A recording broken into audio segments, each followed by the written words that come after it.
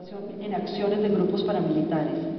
Ese hombre bueno, de conversación amena, que demostraba devoción por sus pequeños hijos. ¿Ese policía ejemplar era un paraco? No podía creerlo y empecé a preguntarme por qué. Sin embargo, no tenía manera de averiguarlo y además tampoco tenía un propósito claro para hacerlo. Hasta que una noche vi su rostro y escuché su voz por la televisión. Allí en Noticias 1, el segmento televisivo colombiano de mayor credibilidad, estaban su cara pulida, su pelo perfectamente recortado, sus ojos expresivos, su boca que despachaba palabras que surgían a borbotones por entre sus dientes perfectos. Allí empezaron a aparecer las respuestas. Quedé paralizada, que los 12 apóstoles, que Santiago Uribe, el hermano del presidente de la República, que el muerto acá, que el asesinado allá, que me hice el de la vista gorda, que en el sótano había un búnker de los paras y que esa puerta comunicaba con mi cuarto y que allí guardaban las armas asesinas. Esos por qué se convirtieron en un gran porqué lleno de ira y de desconsuelo. Claro, recordé las historias de los sicarios de Antioquia, tan devotos a la Virgen y tan pendientes de su mamá. Un paraco más, y yo había estado sentada frente a él escuchando sus anécdotas y viendo sus manos cómplices acariciar la cabeza de su niño. Durante varios días me sentí confundida y alterada. Yo que me había prometido nunca escribir sobre temas tan degradantes, yo que pensaba que solo podía abordar temas de violencia política y no los referentes a las vidas de quienes son capaces de amarrar a un muerto al bumper de un jeep y pasearlo ante la población para que la ciudadanía vea como en un espejo lo que le puede suceder. Yo que me había jurado no escribir sobre quienes tienen los hígados para jugar fútbol con las cabezas de sus víctimas, estaba allí, con el gusanillo naciente de desentrañar esta historia. Los 12 apóstoles, tantas historias que se conocieron sobre ellos y que terminaron formando parte de la estadística del horror paramilitar en Colombia, y yo había estado frente a uno de ellos. Las reacciones del país a sus revelaciones fueron de todo tipo. Con un pie fuera de la casa de Nariño, el presidente Uribe y sus allegados desmintieron y acusaron al mayor Meneses, narcotraficante, asesino, y allí no lo bajaron. Desempolvaron expedientes, llamaron idiotas útiles al admirado Premio Nobel de la Paz Adolfo Pérez Esquivel, bajo cuyo abrigo Meneses hizo las denuncias en Buenos Aires, y al periodista del prestigioso diario argentino Página 12 que lo entrevistó. Otros, el mismo periodista O'Donnell, declararon su indignación. Pero había piezas de ese rompecabezas que no calzaban. No es el típico paramilitar, pensé. Habría que buscarlo, pero no sabía muy bien cómo. No tuve que hacerlo. ¿Será que la telepatía existe? Pocas semanas después recibí una llamada. El mayor Meneses quería encontrarse conmigo. Quería contar su historia.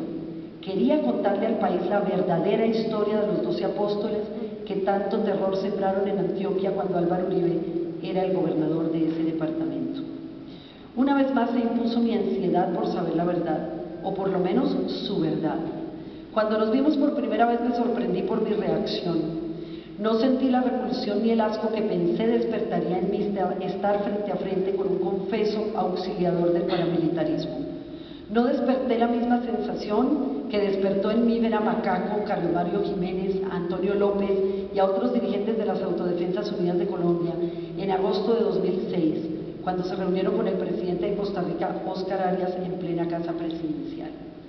Recordé que fueron cordiales conmigo y me entregaron sus cartas de presentación, comillas, por si vas a San José de Ralito en estos meses, cierro, pero igual se me revolvió el estómago de solo pensar que estaba compartiendo el mismo espacio físico, los jardines de la presidencia costarricense, con personajes de semejante calaña.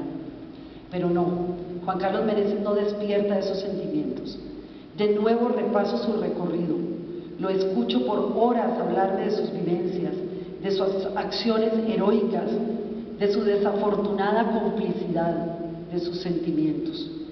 Lo veo comer sin prisa, como degustando cada bocado, como si fuera su última comida de buen restaurante. Lo veo conduciendo a toda velocidad con precisión y apego absoluto a las normas del tránsito. Detallo sus ojos aguados cuando me confiesa que décadas de logros y sacrificios se fueron al carajo por solo 100 días de suplicio.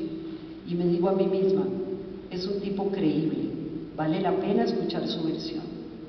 Así comenzaron otros 100 días para su vida, días y noches en los que tuvo que volver atrás y recordar cada detalle de esa experiencia escalofriante para reconstruir su propia historia, que también es la historia de los 12 apóstoles.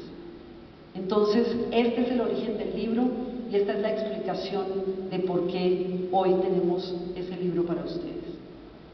Muchas gracias.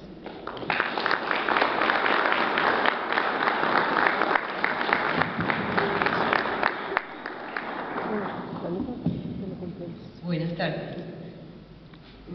Olga, ambas queremos que el público pregunte, entonces yo voy simplemente a introducir este tema de la seguridad. ¿Cómo fueron las medidas de seguridad que tomaste tú y que tomó la editorial para poder terminar esta obra hasta ahora sin problemas, supongo? Hasta ahora.